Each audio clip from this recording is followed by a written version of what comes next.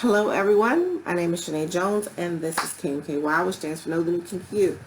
I'm your resident certified sex coach and we are here to talk about sex during this whole coronavirus COVID-19 pandemic. And let's just be blunt, shit is fucked up. People can't leave the house. People aren't making money. For those of us that can still work, telework, technology allows us, our jobs allow us, it doesn't necessarily reduce the stress factor. And, in previous videos I talked about, sex during the pandemic when you're quarantined with your partner, or if you have a relationship where you have to be quarantined separately.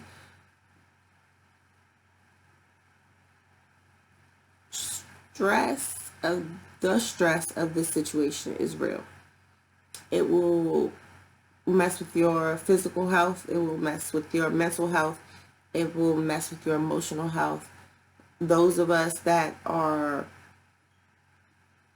impacted by it directly, or we know somebody that has been exposed to the coronavirus, stress. And it's a good stress reliever?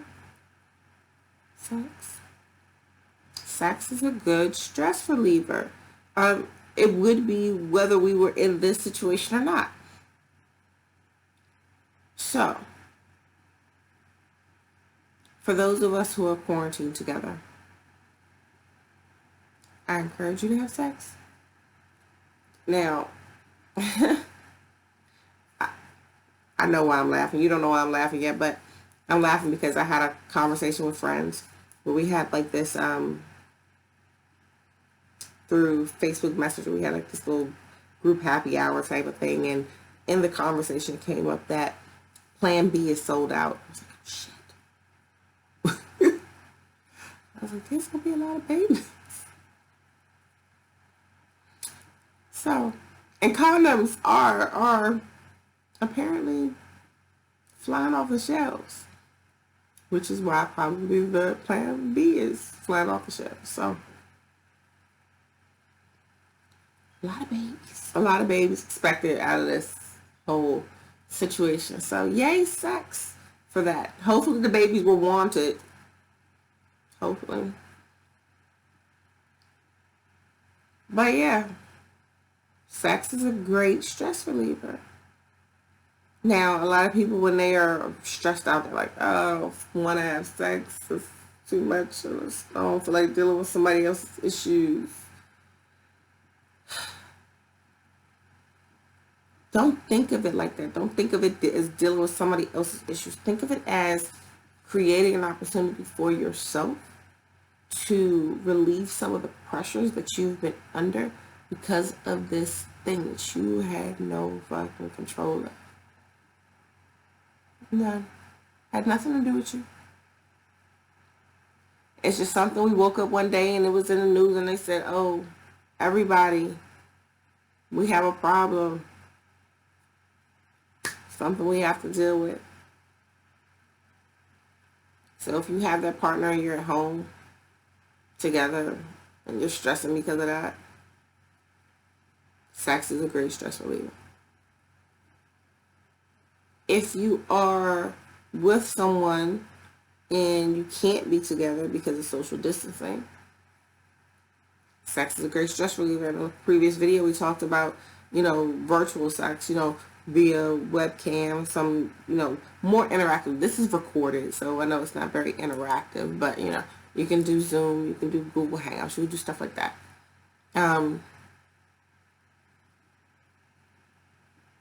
Masturbation. Self-love, and especially if you're in this position where you're by yourself, you don't have someone at home to be with, or you're not actively dating, you don't have someone that you're with that you can kind of go through this with, practicing self-love and masturbation is not a bad thing. You know, there are a lot of folks that when they first started having sex, they didn't know shit. They didn't know their bodies. They didn't know what they liked. They didn't know what they didn't like. They just knew that they were having sex. In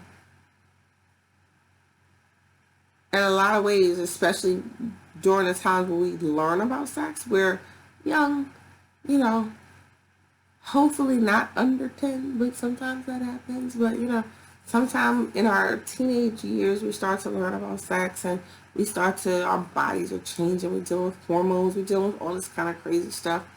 And all we know is that touching ourselves feels good. Not all of us actually get that opportunity. You know, I think, and I've said it before, that, you know, boys have greater opportunity than girls to kind of learn themselves growing up. But boys also learn out of stress. You know, you have this feeling that you want to hurry up and you want to hurry up and get it over with, and you develop patterns and while you're learning to masturbate that kind of carry over while you are an adult and when you're having sex with a partner.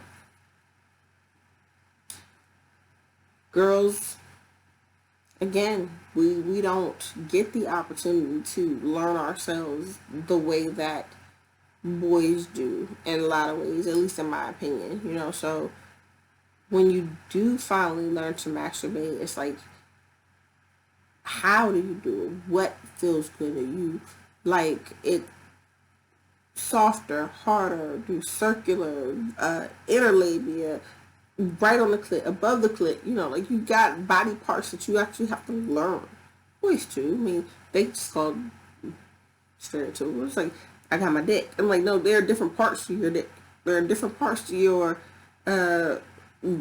vaginal area. Do you know the names and the body parts, the names of the body parts in those areas? And then beyond just the anatomy of it, do you know how you feel when those body parts are stimulated in different ways? As grown people, and especially those of you who are grown people in your own households that have some privacy, this could be that opportunity to relearn your body. Because, you know, in previous segments where we've talked about erectile dysfunction or premature ejaculation or enhanced pleasure or, you know, body dysphoria, all of these things are things that are sexual issues, but sexual issues that are based on oneself. Meaning that unless there is a medical condition that is impacting your ability to have quality sex, then 99% of the time is my go-to number, is in your head. It's something that there's a disconnect between your mind and your body. So the best way to kind of deal with that is to relearn your body and put your head in a mental space that will allow you to relearn the things that are hampering you now. And if you haven't heard me talk about it, you can go back and look at, you know, previous videos or look it up on Google. Your sexual response cycle. Your body goes through a process where, you know, you become sexually aroused, and then, you know, you want to go through this intercourse stage, and then you orgasm, and then you go through this refractory period where you're done. You're like, okay, now my body has to rest and go to the next one, or be ready for the next one. Doesn't mean it's going to come right back. Sometimes it does, but, you know, when your body is going through those phases, if you stop for a second and you think and you pay attention to what feels good, what doesn't feel good, how your body's responding, all of those things, then, sex for yourself, with yourself, or with someone else will be a lot better, I promise you. But it means taking the time. And this situation that we're in right now is taking the time. It is about us taking the time to stop. We don't have to do all of the extra shit that we were doing, most of us. Take the time to learn yourself. Take the time to,